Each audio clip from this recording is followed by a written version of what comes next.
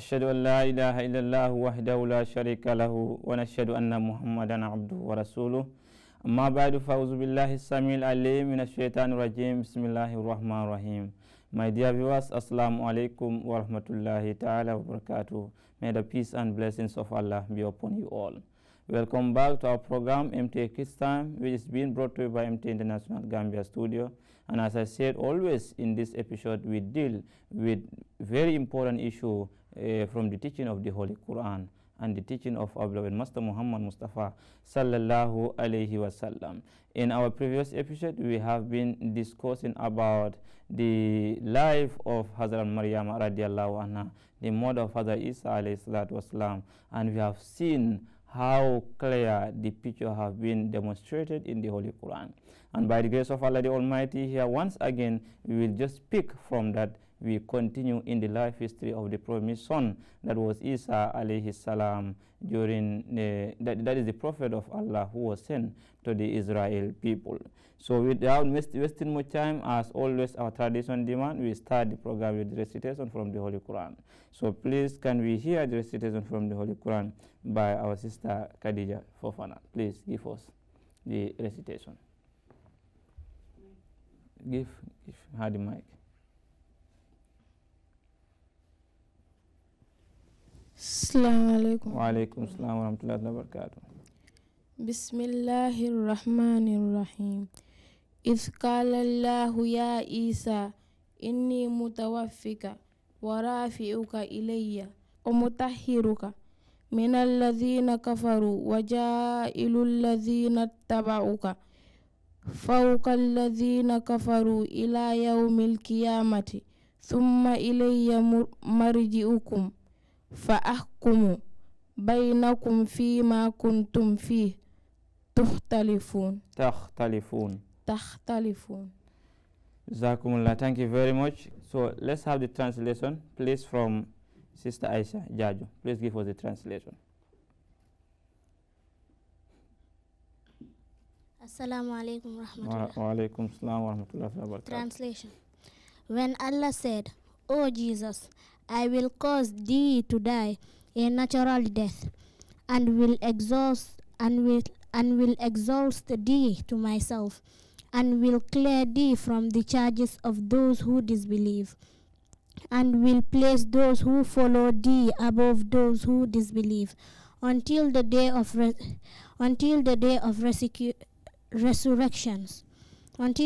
resurrection. Then to me shall be your return, and I will judge between you concerning that wherein you differ." Jazakumullah, we all heard. We said we are going to discuss about the life history of Hazrat Isa alayhi salatu wasalam, which his life proved to be a very controversial issue, and this is why his issue have been mentioned in the Holy Quran constantly and repeatedly. So we started in our previous episode where we said that Hazrat Maryam radiallahu anha was given this glad tidings, this good news that he is going to be granted with a son whose name in fact is being mentioned, that is Masih Isa ibn Maryam, that is going to be the Messiah, son of Mary. And in our previous episode we said that Allah the Almighty says wajihan fid dunya wa fil akhirati wa minal muqarrabin. Not sure if you know what he said.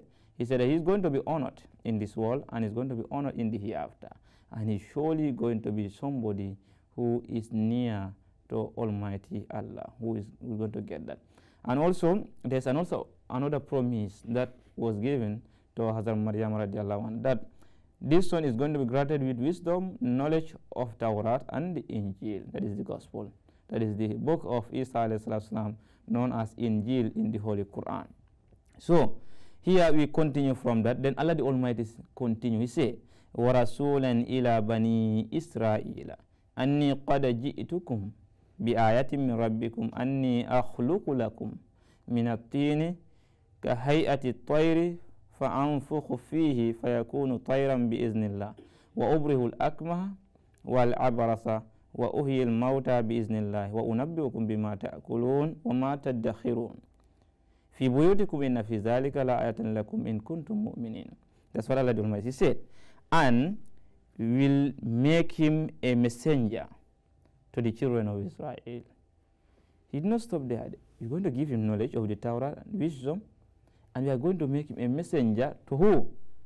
To the children of Israel. That's what the Holy Quran says, Rasulan ila Bani Israel. So this is the ruling has been already drawn by Allah the Almighty.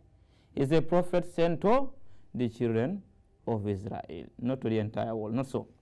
And he continues, he says, I come to you with a sign from your Lord, which is that I will fashion out for you a creation out of clay after the manner of birth.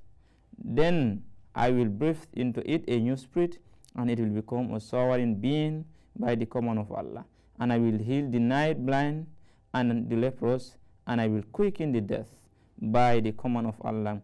And I will announce to you what you will eat and what you will store up in your houses. Solely, therein is a sign for you if you believers, if you be believers. So there are things that are mentioned in this verse. Look at what Isa alayhi salatu wasalam said. He said, I will fashion out for you a creation out of clay after the manner of a birth. So some people misunderstood this verse by thinking that Isa alayhi salatu wasalam will take a clay and create a bird. This flying bird that we know is created by Allah the Almighty. They thought that Isa alayhi salatu wasalam also have a share in the creation. And Allah the Almighty says very clearly in the Holy Quran that creation only belongs to him. He created, he caused death. That is not shared with him by any individual. So this interprets something. So this can be interpreted as like to create a birth. And this birth, look at what he said. He said, then I will breathe into it a new spirit, and it will become a sovereign being by the command of Allah. So they say when he create, he will breathe into the birth, in its spirit, and the birth become alive and start flying. That is not physically happening. This can be interpreted in a simple manner. From the previous verse, we had that. We are told that he is going to be granted with what? Wisdom.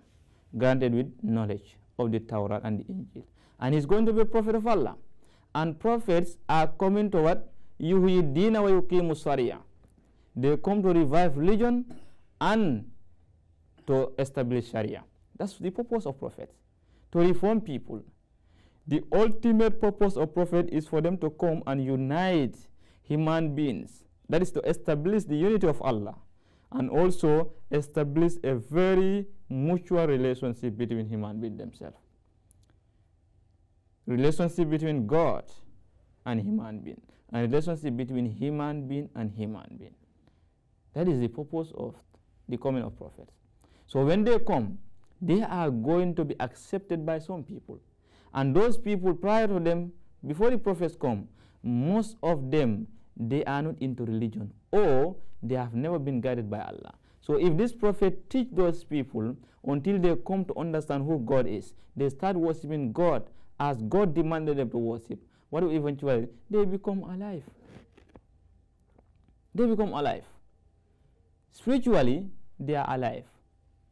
We are not talking of physical death. That's what the Holy Quran says.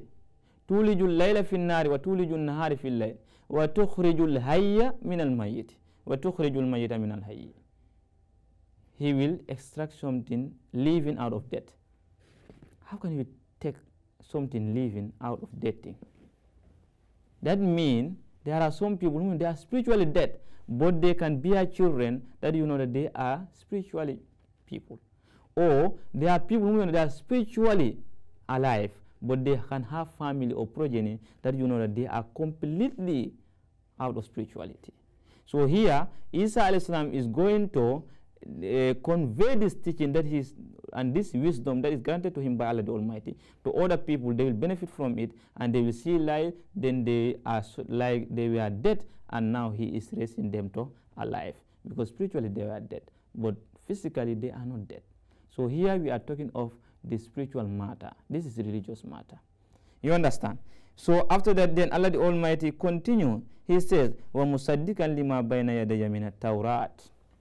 It's well established.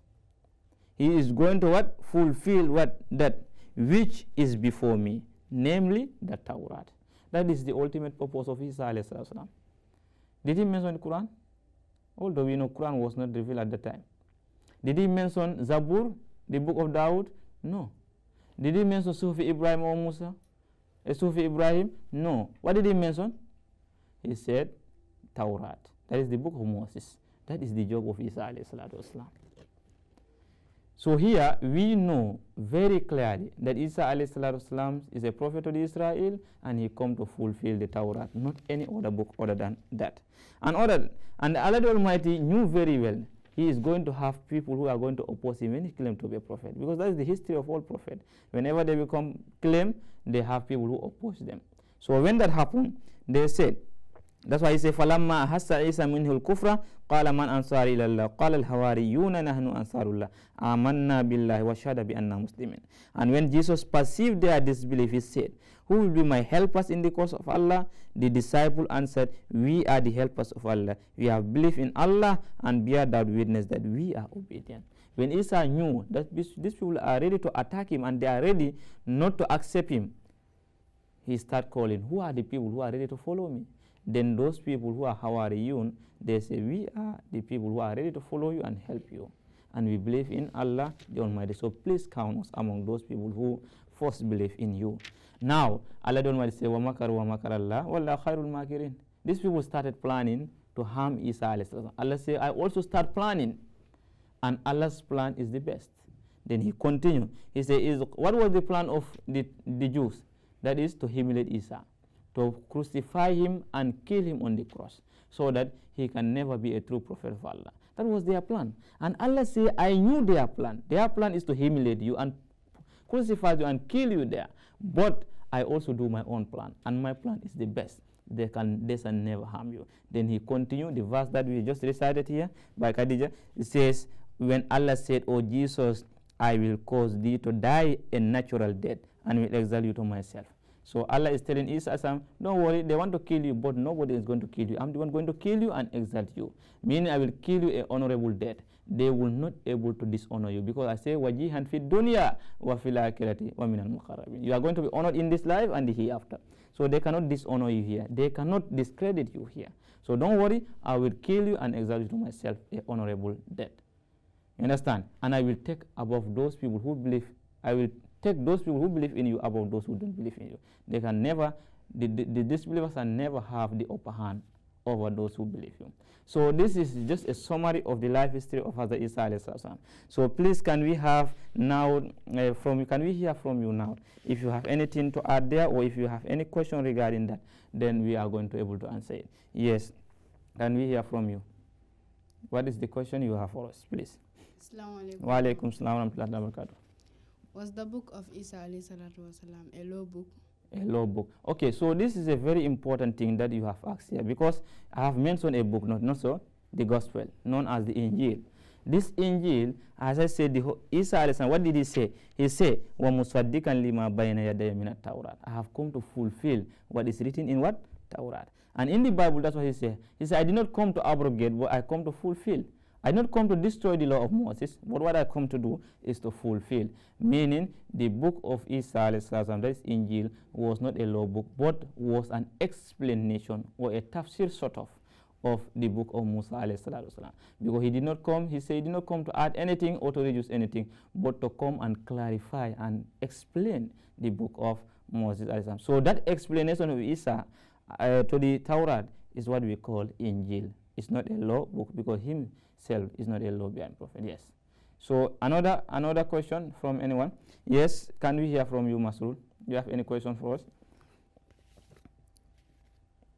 I have a question. Yes.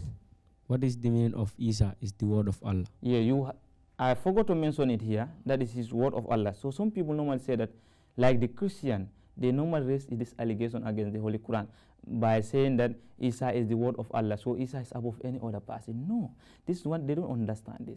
This is the word of Allah. What it simply means is that Isa has been called the Kalimatullah, that is the word of Allah, because his word have been helpful to the cause of truth.